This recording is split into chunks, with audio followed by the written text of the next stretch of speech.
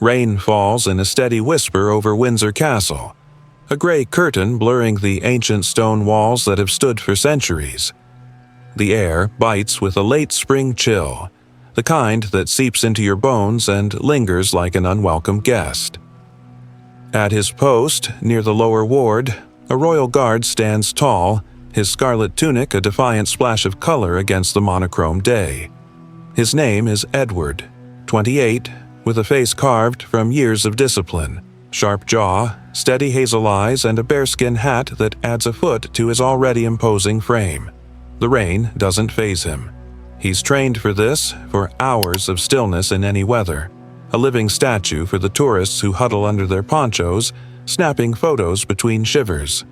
His boots are polished to a mirror sheen, though the rain has begun to speckle them with mud, tiny brown flecks on the black leather. He doesn't mind. Duty is duty, a lesson drilled into him through years of service.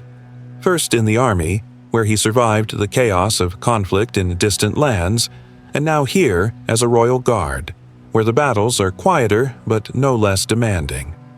Edward's mind drifts as the rain drums on, a steady rhythm that matches the beat of his thoughts. He thinks of his first day as a royal guard, the weight of the uniform, the pride in his father's eyes, a man who'd served in the same role decades ago, standing at this very post.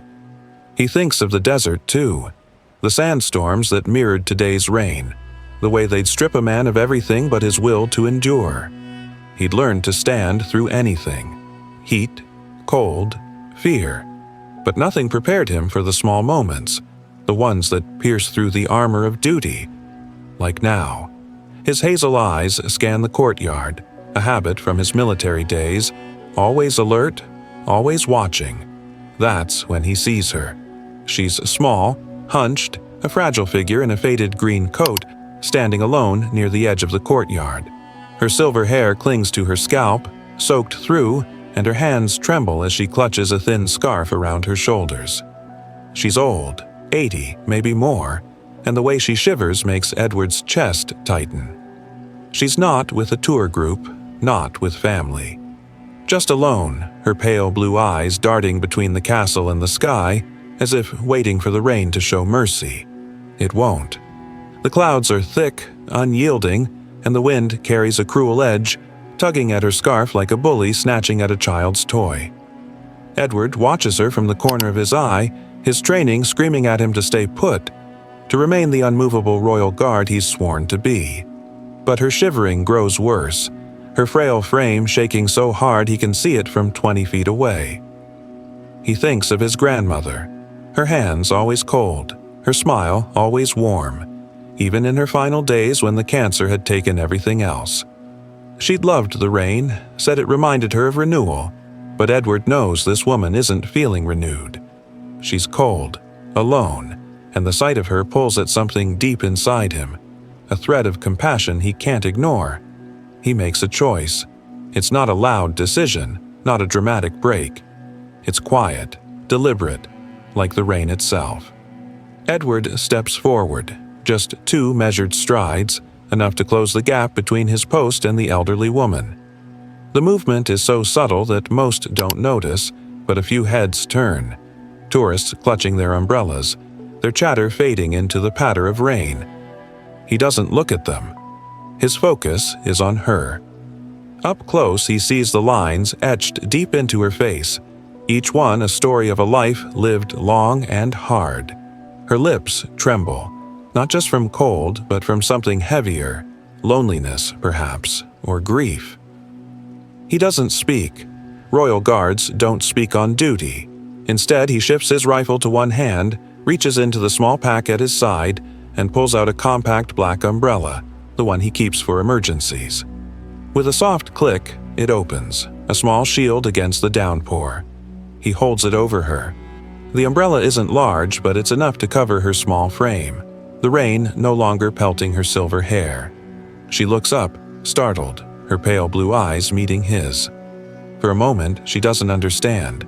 Her brow furrows, her mouth opens slightly as if to protest.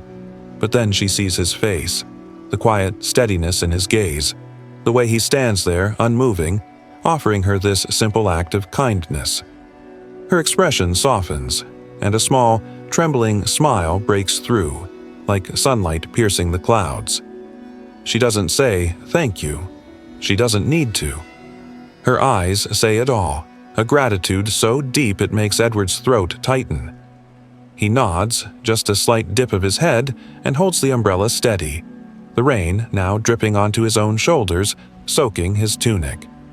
He doesn't care. The cold seeps into his bones, but there's a warmth in his chest, a quiet glow that feels like purpose. Her name, he imagines, might be something like Margaret. She reminds him of the women he'd see in his village growing up, the ones who'd bake bread for the church fair, their hands gnarled but gentle.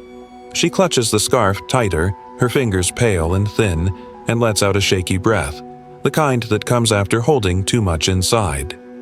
She's been alone for a long time. Edward can tell. Maybe a widow, maybe someone who's outlived her children, her friends. She came to the castle today to feel something, to remember a time when she wasn't so alone, when she'd visited with her husband decades ago, his laughter echoing in her memory. The rain had caught her off guard, but she didn't want to leave, not yet. And now, here's this young man, this royal guard, standing over her like a sentinel, shielding her from the storm. She feels seen, for the first time in years, and the feeling brings a tear to her eye, one she quickly blinks away. They stand like that for a while, the royal guard and the elderly woman sharing the small circle of dryness beneath the umbrella. The rain drums a steady rhythm, a backdrop to the silence between them, but it's a silence that speaks, of kindness, of understanding, of shared humanity. A young couple nearby, huddled under their own umbrella, watches the scene, the woman resting her head on her partner's shoulder, her eyes misty. An older man, his coat soaked through, pauses his hurried steps to look, his face softening with something like recognition. He knows what it means to be seen, to be cared for, even in a small way. A child in a yellow raincoat tugs at her father's hand, pointing at Edward, her voice a soft whisper. "He's nice, Daddy." The father nods, a lump in his throat, and pulls his daughter closer, his own memories of kindness stirring. His mother, years ago, helped by a stranger on a rainy day much like this. Edward's shift stretches on, the minutes ticking by in the steady fall of rain. He doesn't move, doesn't falter, even as the cold begins to numb his fingers. He thinks of the stories his father used to tell, of what it meant to be a royal guard, not just a symbol, but a protector, a quiet presence in a world that often forgets to be kind. He wonders about the woman's life, the losses she's carried, the joys she's known. He'll never know her story, not really, but in this moment, he feels like he's part of it, a small thread in the tapestry of her years. The rain slows, the clouds parting just enough to let a sliver of sunlight through, a golden beam that catches the edge of the umbrella, casting a faint glow on her silver hair. She looks up again, her smile wider now, and whispers a single word. "Bless." Her voice is frail, but it carries the weight of a lifetime. Edward's shift ends 20 minutes later. Another royal guard approaches, his boots splashing through puddles, ready to take over the post. Edward steps back, folding the umbrella with a quiet snap, and hands it to the woman. She clutches it to her chest, her hands still trembling but less so now, and gives him a look that carries more warmth than the sun ever could. He returns to his post for the final moments, his tunic heavy with rain, his heart heavier with something else, something good, something lasting. The woman shuffles away, the umbrella shielding her from the drizzle, her steps a little lighter, her heart a little fuller. Edward watches her go, his hazel eyes steady but softer now, reflecting the faint sunlight. Duty is duty, but kindness, he thinks as the rain finally stops, is what makes the duty worth bearing.